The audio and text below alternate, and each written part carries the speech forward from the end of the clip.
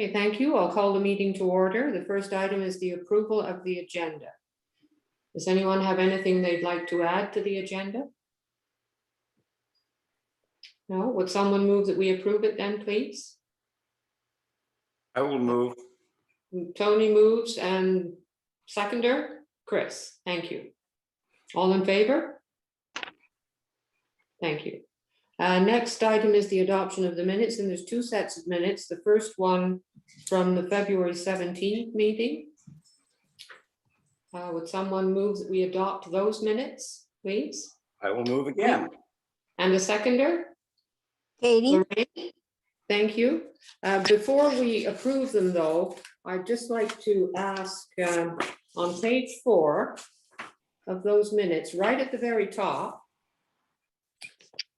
it says, L. Allen advised that the town is receiving the Lieutenant Governor Award of Excellence for the old post office, and it wasn't the town receiving it, was it? no, it was him. No.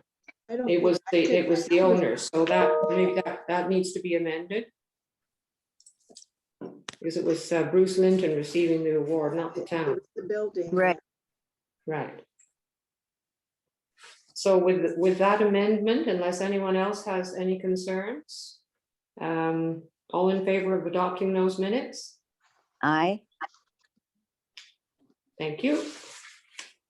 And the minutes of the March 17th meeting, which was our emergency meeting about the bandstand. Would someone move that we adopt those minutes? Lorraine, thank you. And a seconder, Chris? All in favor of adopting those minutes? Aye. Tony, are you in favor? Can I vote on that since I wasn't at the meeting? Oh, right, okay. So that's approved then. Thank you. Disclosure of monetary interest, anyone? Chris, you're going to disclose monetary interest? I'm gonna sit out 5I, A, and B, just because I'm waiting to hear back on, because my family owns those properties, so. Okay, With an abundance of caution, and we know how much heritage designations can increase property values. I don't want to. okay, thank you. Anyone else? No, all right, so let's go ahead with the priority issues then. So we're just going to take a look at these statements of cultural heritage value or interest for the 3 properties listed. The first one being 102 Brockville Street, which is also known. Madam Chair, sorry. I need to ask IT to put Chris McGuire into the waiting room since he declared an interest on items 5I Okay. and 5IB. So once discussion of item 5IC occurs, then we'll bring him back into the meeting. Okay. Can I not just, if I turn my video off and I'm muted, I'm not influencing the conversation and then I can follow along, or? It's not the procedure I've done in the past. I don't know if that's the procedure that's done at council. So this is my first declared interest in a committee that is not a planning advisory committee, which is a little bit more legislative, but that is the procedure that I followed for through the procedural bylaw. Okay, Mind if we follow that procedure for now, Chris? Sounds good. All right. Dave, do you mind locating Chris in the waiting room for us, please? Thank you. Okay, can we go ahead now? Yes, you may. All right, so 102 Brockville Street, which is also known as the Matthew Ryan House because it was built for him in 1889. And I'm sure that committee members have had a chance to read over this. What I'm concerned about is that we get the heritage attributes correct. Mhm. So is there any discussion about the heritage attributes for this particular property? Lorraine? I thought both those properties had stained glass windows. Am I wrong in that?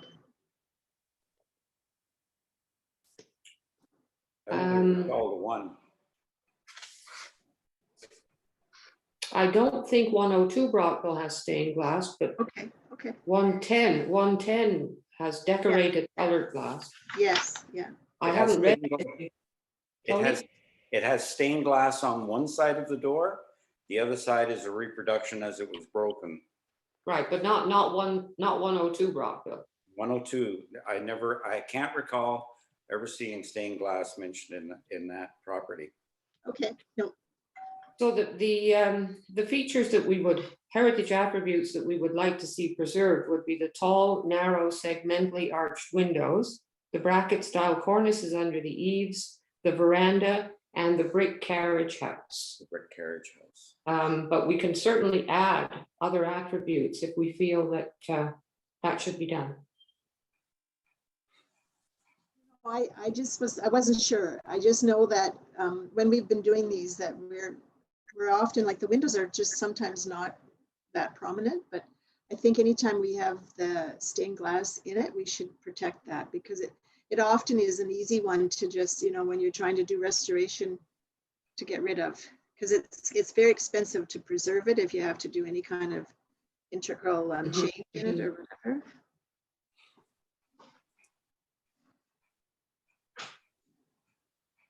I thought it was excellent, though, very well written. I love how you showed the history and who was involved, and people can look in the Smiths Falls history book and read more about it. And they can find a picture of it in there too. Yeah, And it seems to me to be a significant property because it's of heritage value or interest, both architecturally and with its association, through its association with Matthew Ryan, who was a prominent developer, building contractor in Smith Falls. I think So it would be interesting to see when we have the consultants, if they recommend a picture, because to me, it seems to me a picture would be great in our designations. People would right away be able to say, oh yeah, I know where that building is. We talked about that too, didn't we, at the February meeting when we were going over the amendments to the Heritage Act? We talked, I think in the report, we were encouraged to include a photograph. Am I right about that? Okay, apparently 102 does have stained glass. I was right. And Chris's parents have restored it. And where is the stained glass? Must be somewhere I could see it, because I remember thinking one day when I was admiring it, but Why don't we ask Chris? Well, we can't right now. That was my point. I think maybe we can just say we'll We add can it. add it. Don't you We think? can add it when should we add. verified that there is original stained Yeah. glass there, because we're not making a motion on this property today. Right. Okay, so I'll note that down.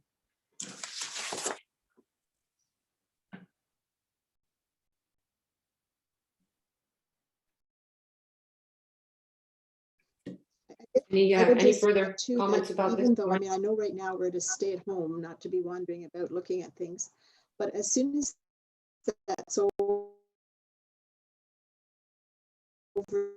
the owner and look at the Right. features, and we could do that one at a time, masked, and that would be appropriate at that time when we're out of lockdown. Hope it's not too much longer. May 20th. It would be very valuable if we could, Yes. And you not know, only that, I think yeah, it would really close. help the owners feel Right. more, comfortable that how important their building are, that we can really make that effort. I agree. And the same applies to the next one that we're going to talk about, which is 110 Brockville, if we're okay to move on to that one. Because it's the same owner, so they would be able to make us more familiar with both those properties. So this one is also known as the John B. Ward House, because it was built for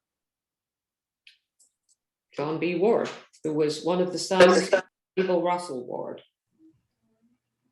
So it too has associative and architectural value. And Is that Agnes's brother, Dorothy? what, sorry? Agnes Ward, was that his sister?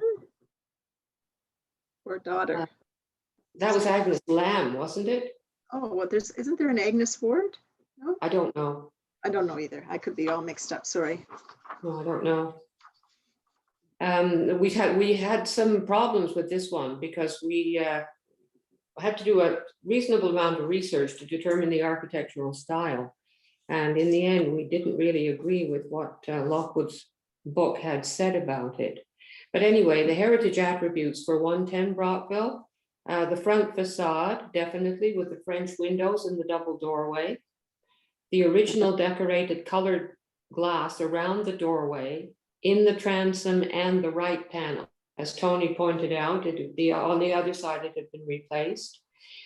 And the other one that we thought about, although it's not original, is that semicircular pillared entrance porch and balcony, which although built in sometime in 1966,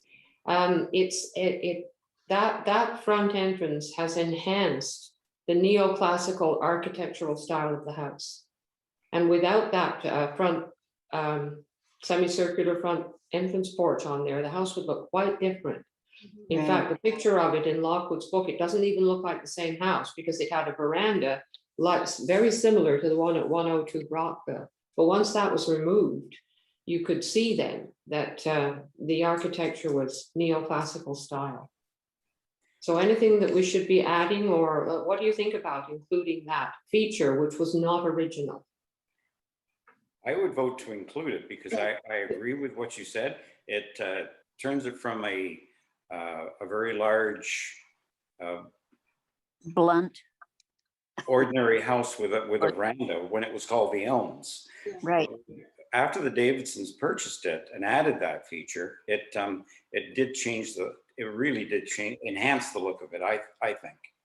Yep, I It agree. is- and it is over 50 years of age since it was added. That's So true. That's true. I even think that Lorraine? even the driveway is worth mentioning. You did mention it in your description, but I also think, just imagine if someone bought the property and changed it and made a parking lot or something. Mhm. That circular driveway really impacts the whole presence of that property, I think. I don't know Yep. if they designate or name that as a feature, but I think it's very worthwhile. I agree with you because the semicircle of the driveway is like that and the porch is like this. And they just, They go somehow- together really well, yeah. they do. And you're right, if that driveway was removed, it would certainly change the appearance of the property.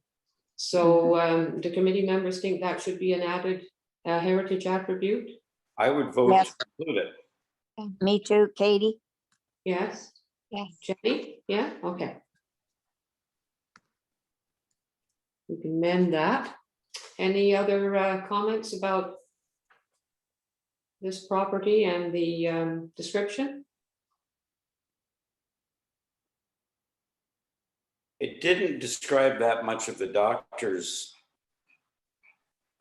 ownership of it and how quite famous he was. I mean, he had his own. It's just my own view of it. He was not like a Fulford for sure, but he did have his own patent medicines, and he was quite a famous doctor in his day. What was his name, Tony? McCollum. Dr. J.S. McCallum, Oh, who bought it in 1885. And it was called the Elms at that time. oh. He reportedly owned the first residential telephone in Smith Falls, which connected his home with his surgery. Yeah, that might be nice to add too. I think It's in the description. Yeah, about the- yeah. Okay, sorry. It's been a while since I've- No, that's okay. It is there, but it doesn't produce a heritage attribute as such. No. It just Any gives a further story. comments? Yeah. Story.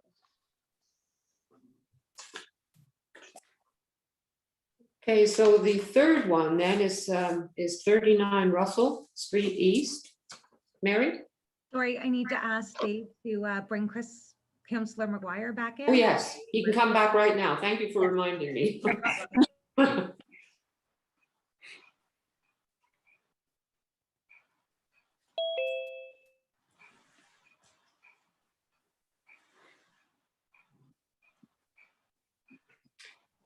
Okay, moving on to 39 Russell Street East. That's a property that's also known as the doctor's house because it was the home and doctor's office and surgery of 4 different doctors over a 50-year period.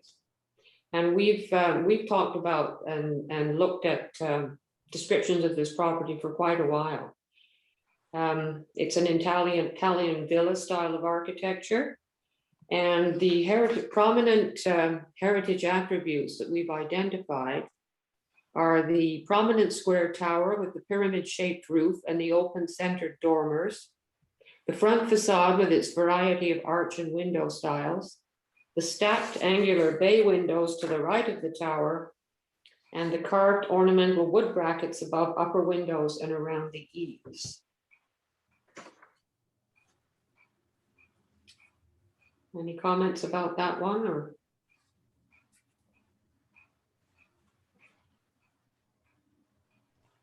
Good.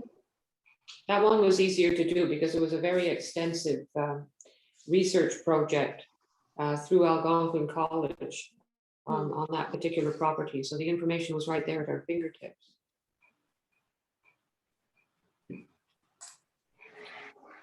So we're not going to make any motions about the first 2 properties we talked about. Should we hold off on this one as well and wait until we kind of have a package? How does the committee feel about that? Chris? I'd be okay to hold off on this one just to make sure that the property owner is, like we had a dialogue with them, confirm that they've received it and they're good with it. And just, and yeah, I wanted to say a big thanks to Phil Meany for putting this together as his Algonquin project. It's definitely, I wish like every house that was over 100 years old in town had something that comprehensive and detailed. Yeah, It's thank you, amazing. Chris, for recalling the name of the person who did it. So how does everybody else feel? Shall we wait until we've actually spoken? Because I understand that there was no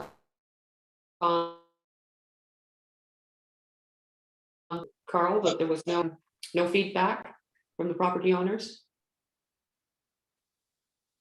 Is that Mary? Yes, sorry, I did confirm with Carl before the meeting, and as far to my knowledge, we hadn't received any correspondence from any of these property owners. Okay. It's Well, only, wouldn't it only be polite to wait? I can't imagine it going to council without their approval, or do you do that? We like to consult with the property owners and Yeah, have everything, yeah. you know, sorted out and everyone on the same page before we take anything forward Okay, to council. good. Yeah. Okay, in that case, let's move on to the report on heritage conservation districts. I Would that apologize. be- Carl will be delivering that report. His internet booted him. So where I think it looks like he's moving occasionally. Oh, he's frozen, is he? Okay, he's sorry. frozen. So I do, Why he didn't answer when I asked him something. I got the text message just as you asked it, so. Okay, so are you doing it, Mary, or what are we going to I do? don't have anything prepared, and it was written to Carl. If you would like, while he's dealing with this internet issue, maybe you guys would like to do the debrief on the Heritage Hunt? Sure. We'll go ahead with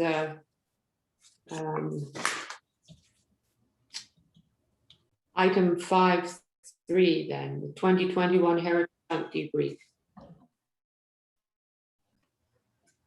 Would that be you, Jenny? Yeah, unless Mary has anything she wants to start off with. Nope, okay. There was a lot of positive feedback. Almost every email I received was telling me how great of a job was done and how much fun they had doing it. So, I mean, as far as I saw on my end, I would encourage the committee to consider doing this in future years. I was actually very impressed with the amount of submissions we got, because about halfway through the month, I was getting a little concerned, but there was quite a bit of interest. I think Jenny could maybe confirm, was it 14 or 15 submissions that we got in total? It was Oh. 16 total. Yeah, 16 total. And most of those 16, I don't know if that sounds like a lot to anyone else or if it doesn't sound like a lot, but I think we only had a few that were single individuals. So most of those submissions were groups or families. We had 2 elementary classes do one also. So the reach is a little bit more than what it looks like on paper, which I think is a good thing. The positive, Mary had said that most of the feedback was really good. I think anytime you do something for the first time, you kind of figure out some hiccups along the way. There's things I said multiple times to both Mary and Katie. That's something that we've learned for next time if we decide to do it again. There's things that we could probably do better. Katie and I discovered through the scoring of the submissions that we had accidentally created some kind of tricky questions, which wasn't our intention. So there's little things that I think we probably could have done better. Some of the PDF, just like the fillable form, could probably have been formatted better. And so there's little things, but I think if we decide to do it again, they're all things that we've learned. Overall, I think it was a success. It's hard to know with COVID. We went from green to red zones, and I don't know if that had any impact. I suspect that it did, but I think overall it went fairly well. I'm pretty sure it would have taken off if COVID had not been Yeah. around, really. Mhm.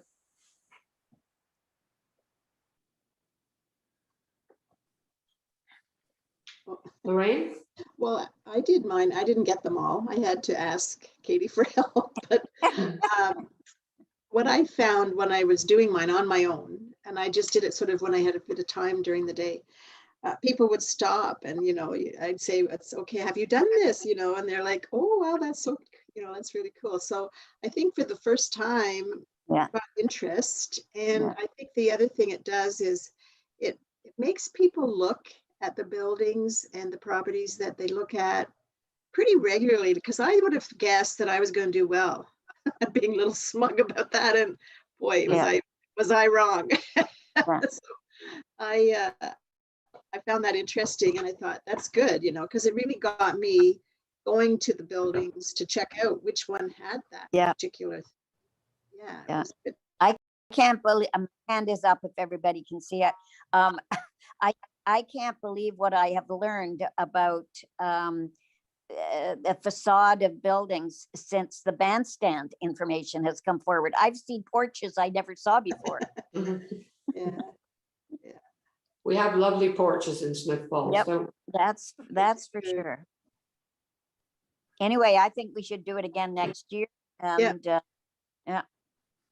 we'll make a total success of it. it's a good idea because it can always be different. Absolutely. And we'll say will be post-COVID. Yes. Let's hope. Mhm. Yeah, let's hope. Okay, are you there, Carl? I am, and I Okay. apologize for cutting in and out a little bit. My internet connection's I've been getting your internet is unstable a couple of times over the last while, and my wife is about to teach an online piano lesson. So hopefully our rural wonderful. internet will sustain itself. It was okay for, it's been okay for council meetings so far this week. So hopefully we'll continue. Can you hear me, Dorothy? Yes, yes. Can we turn the meeting over to you then for the report? Certainly. So at the last meeting, the MHC was expressed an interest in learning a little bit about heritage conservation districts as a tool to promote heritage conservation sort of on a strategic and comprehensive basis in the within a designated area. So our official plan contains our official plan, firstly, before we can do a heritage conservation district, our official plan has to have supportive policies, which we do. We actually have a pretty robust heritage section in our official plan. So it gives us that the leeway to do that. And the neat thing about a heritage conservation district is it recognizes that not every single property has significant heritage value each and on themselves, but we look at it sort of in the big picture, how everything sort of relates. And I know the downtown has been often mentioned as a key,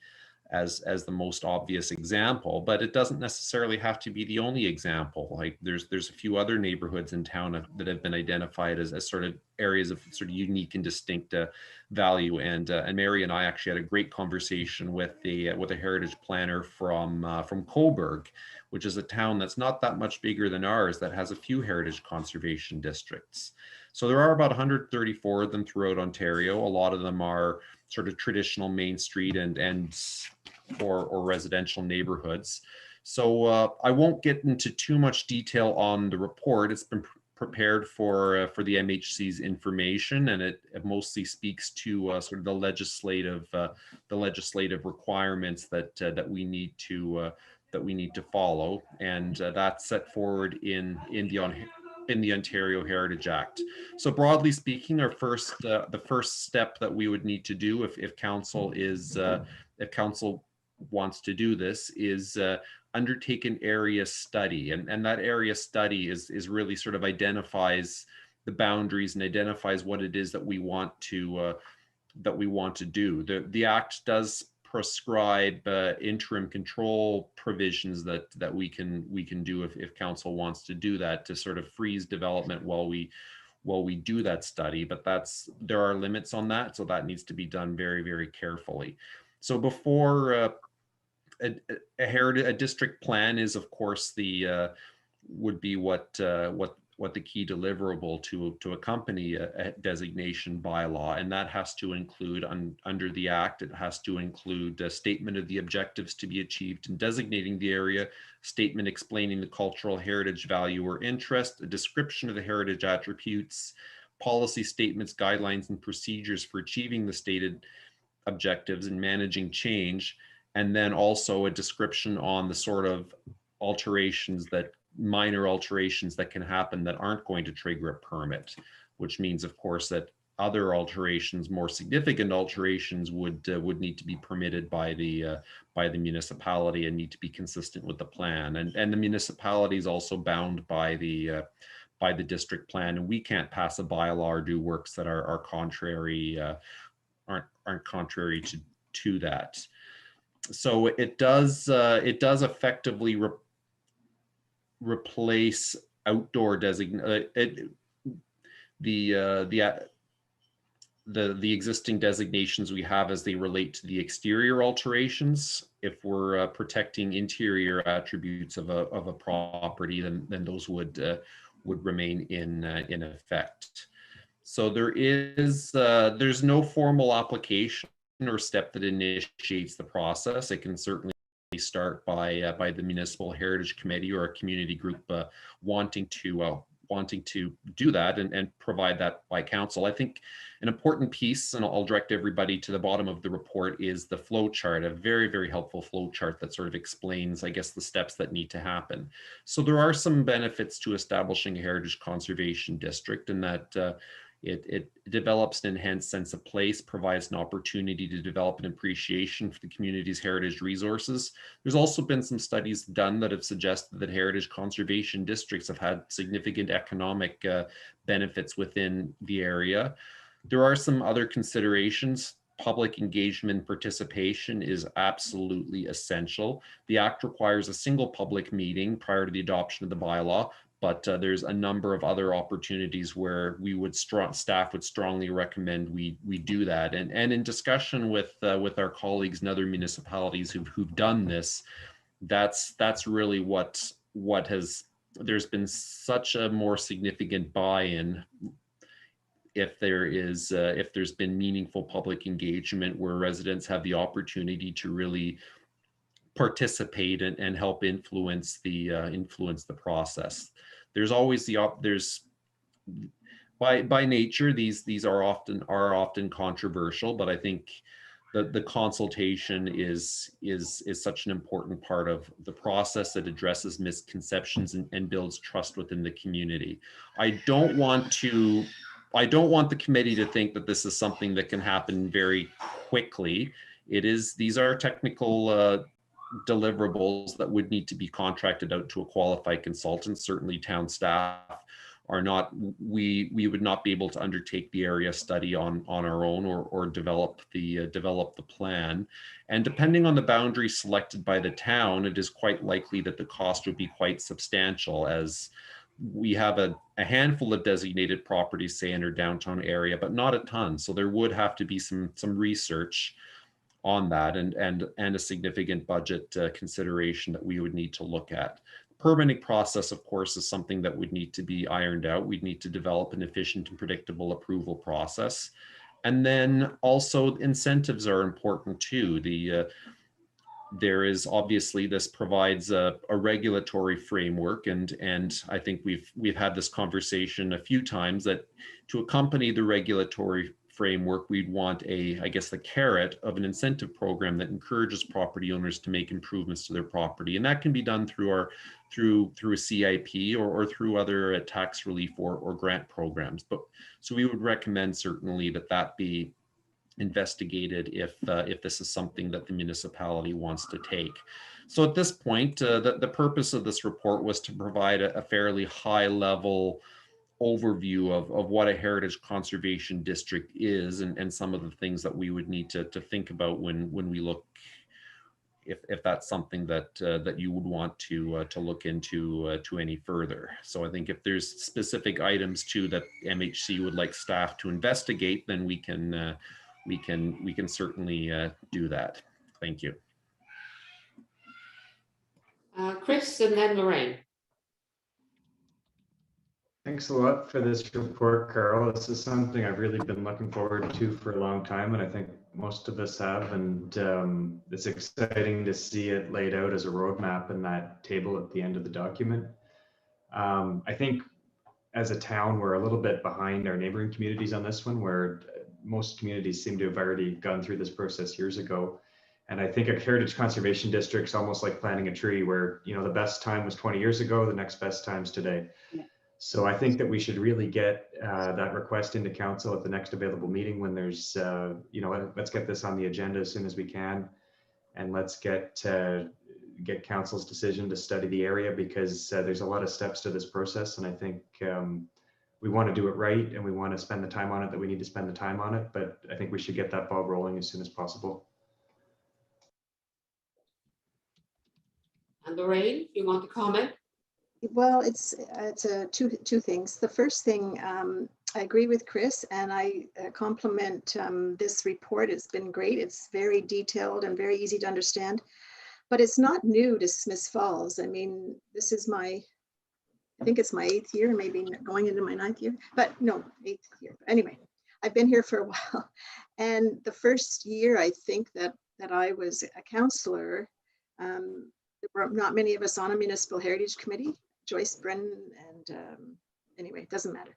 There were just a few of us, but one of the things we were talking about at that time was this, and it was a result of a planning student that the town had hired, and she did her research on a heritage conservation district in the town of Smiths Falls.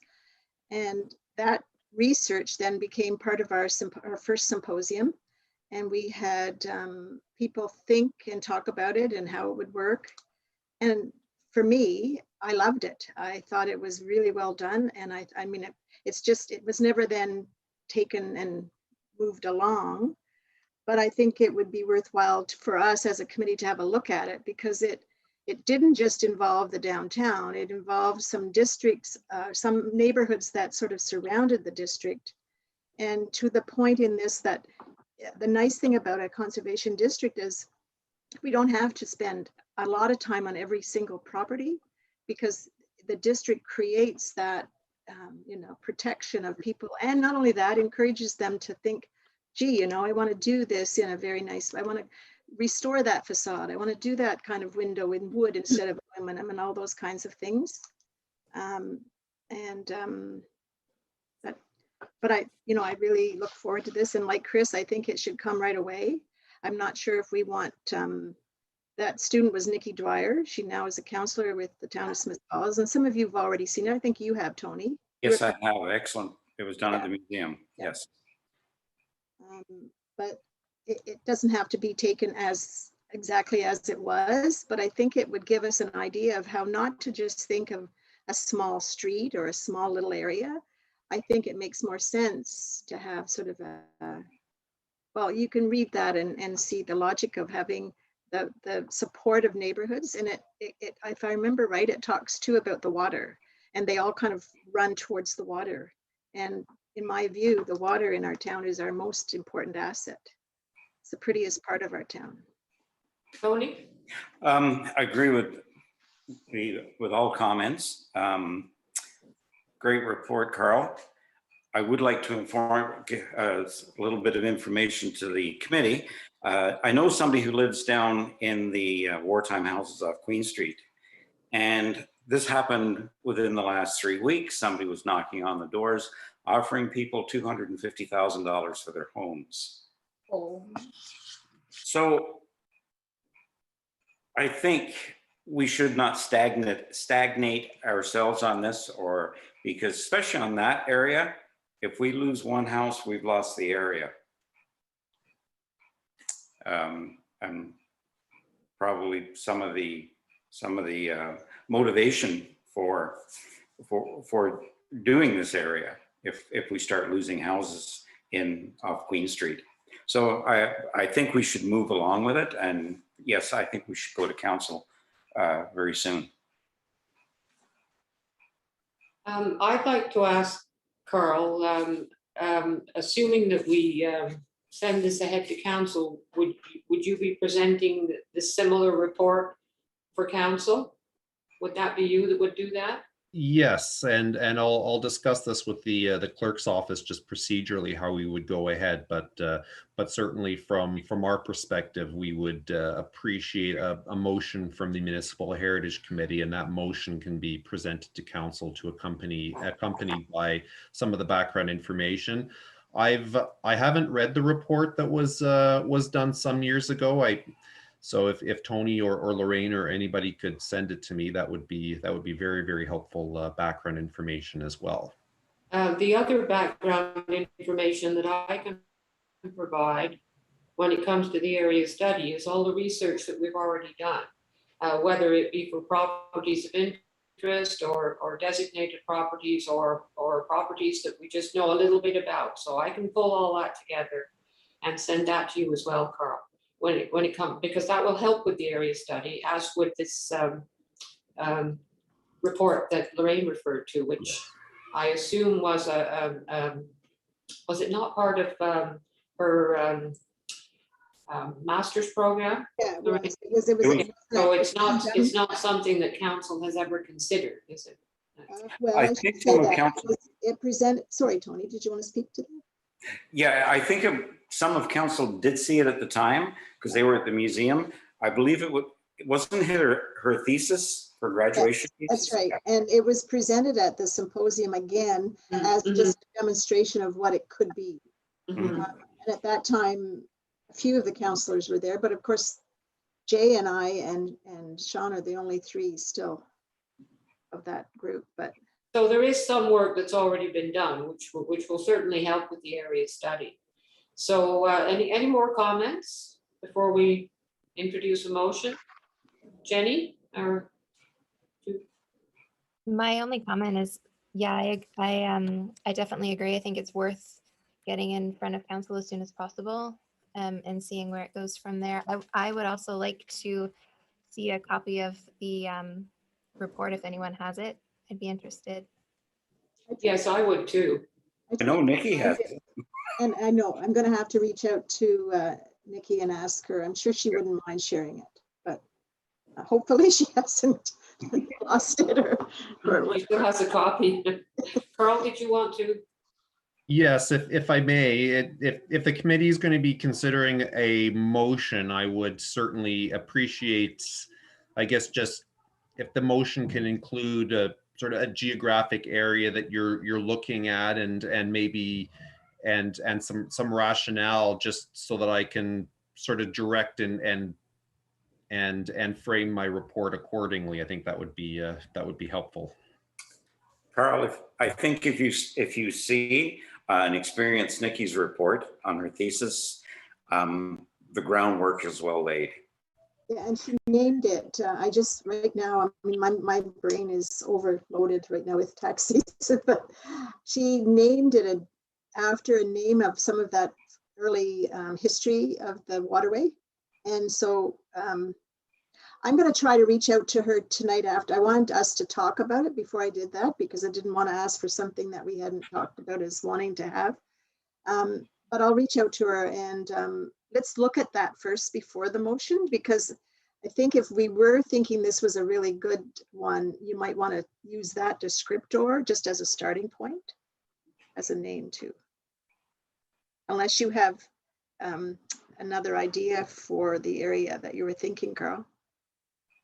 Well, I think certainly at this point, I'd be looking for the MHC to sort of guide staff in terms of how you'd like to approach council and what you'd like to approach. So I think that would be, that could be an option. I think if with the information considered this evening and the information in Councillor Dwyer's report, if the committee wanted to sort of digest and absorb all of that and sort of draft a motion next meeting, certainly we can take that direction.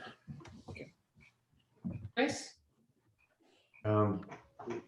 Thanks. I think my memory might be off, but I thought it was the Upper Town Yes. study, or Yes, that's right. Upper Town was the term she used. I was thinking maybe the CIP boundaries are roughly the downtown core plus the Rideau Canal corridor.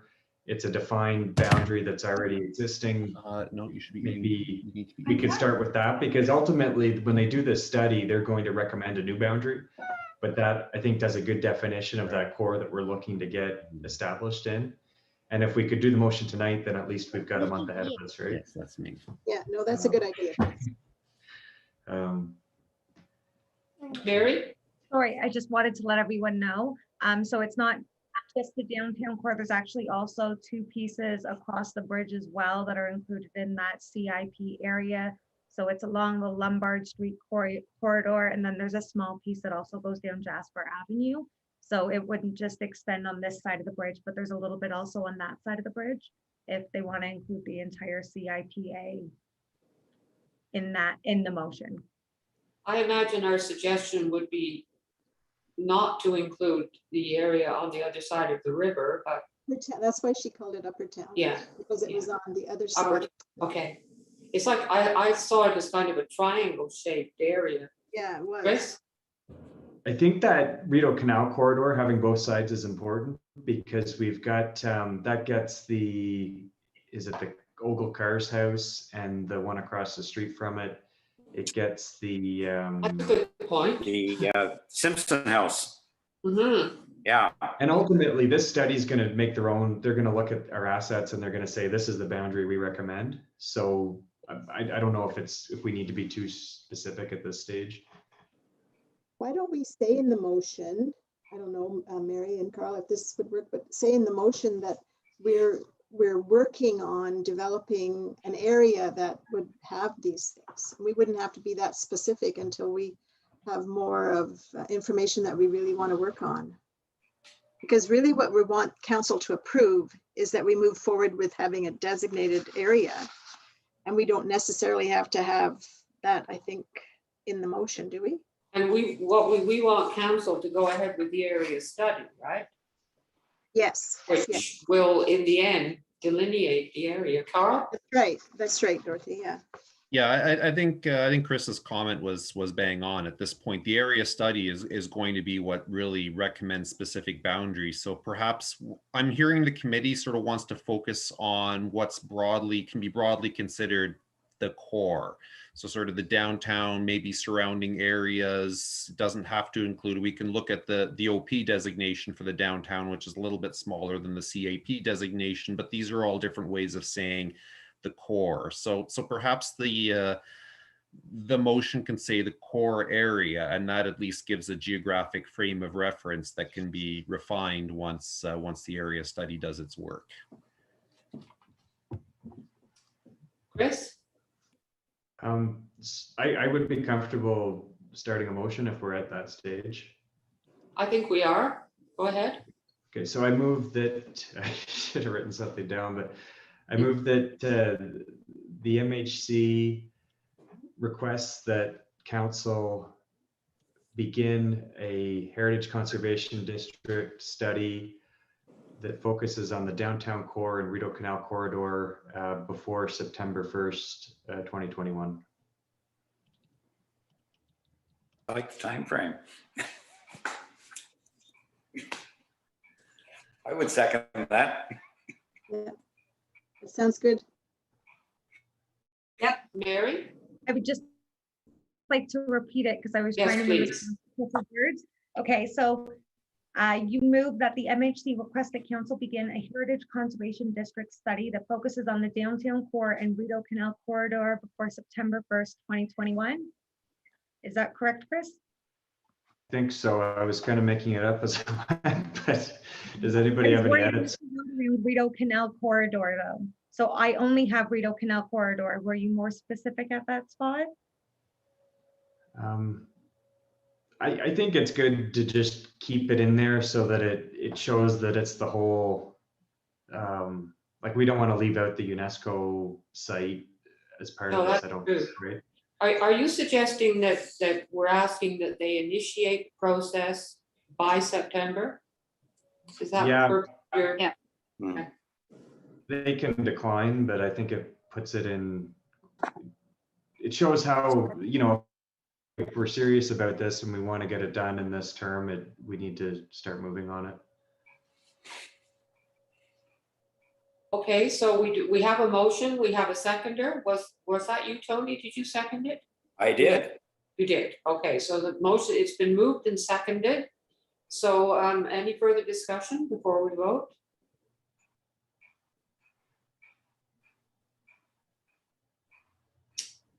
Well, hearing none, all in favor of the motion then?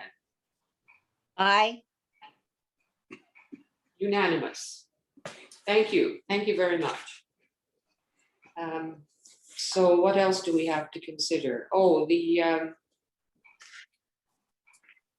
proposed accessible ramp location for 20 Beckwith Street North, Hotel Rideau.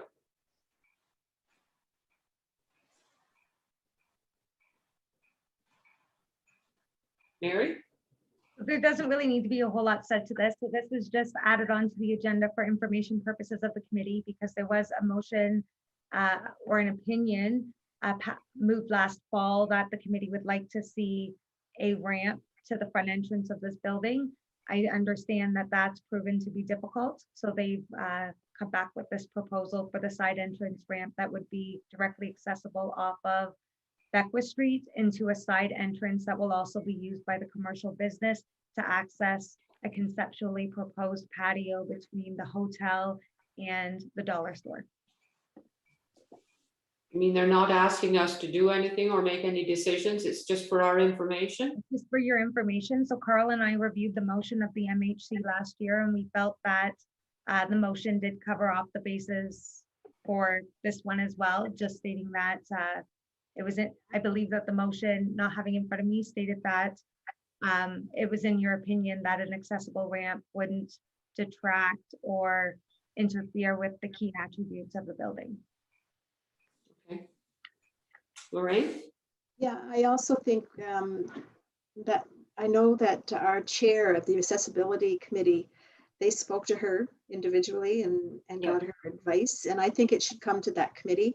I'm sure Lucy will bring it to that committee if they've got a design that could be shared with the committee. That would be great.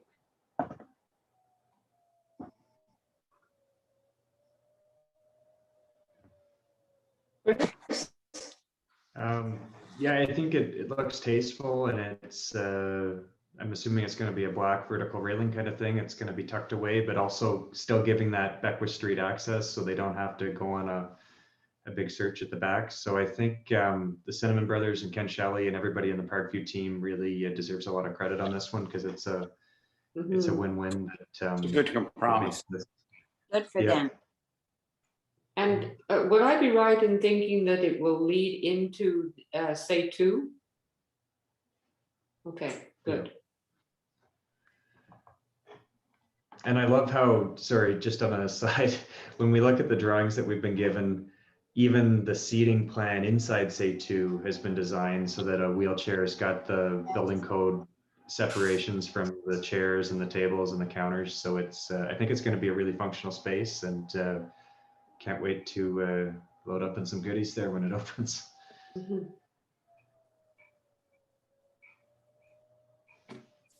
Okay, so project updates. Do we have any project updates? There's none on the agenda, so. Mary? Well, since I prepared the agenda, we did launch the RFQs, both of them for our heritage assessments. So Carl and I have gotten a little bit of interest in that, and we have distributed some RFQ packages. That would be the end of my update. Good. Carl?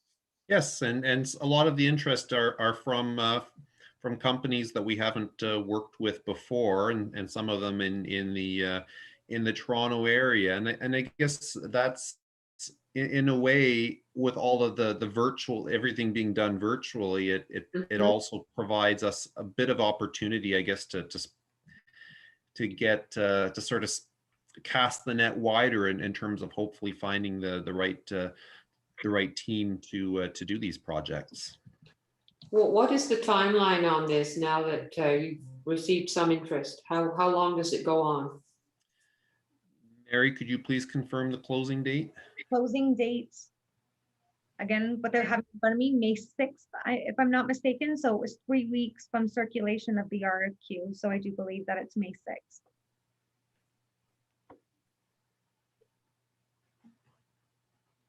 Could I ask too, Mary, is there a timeline for that? I mean, when they're hired, will they have a timeline to meet the deadline to have it finished? So it's not the same as the RFP. There's quite a bit of jargon in there that allows us to cancel the RFQ if, or postpone if something happens that we can't undergo the work right away. So there doesn't seem to be, there's not as strict of a timeline with the RFQ, but we'll be able to review the quotations and see whether or not it fits within the MHC budget to undertake this project. So I imagine that, and I mean, I'll have to talk with Carl about this, but I imagine we'd be able to loop the MHC in shortly after we have an opportunity to review the quotations.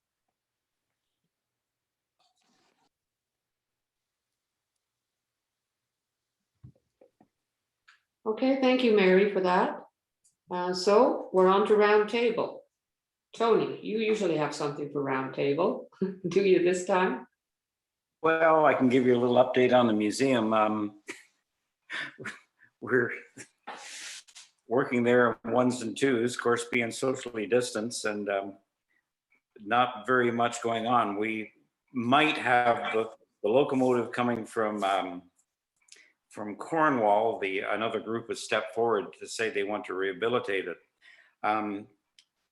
Their town council is looking at it again. It may be, and if they have a worthwhile group that is going to rehabilitate the engine, my hat's off to them, because it does belong in Cornwall. But it's the reason it was possibly coming to Smith Falls is because it was going to be scrapped. But that's about it. We're just kind of waiting for things to ease up and everybody get vaccinated.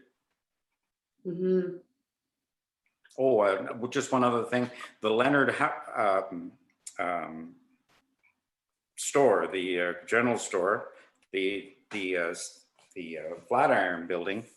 I still haven't been able to catch up with Wayne Moody. He's semi-retired now, and he didn't go to Florida, but it's just kind of the wrong time of life to go knocking on his door and ask him. As soon as I'm able to, I will. Okay, thanks, Tony. Mary, do you have anything for roundtable? I do not, thank you. Lorraine?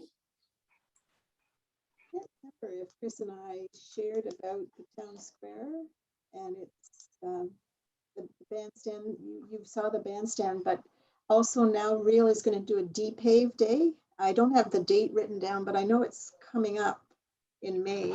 And so what they're going to do is they're going to have people come in twos or family groups and actually literally take some pavement up, and then the town will finish it with large equipment, I think. But the idea is that we're saying, I think, as a community, green spaces are important, maybe more important than roads.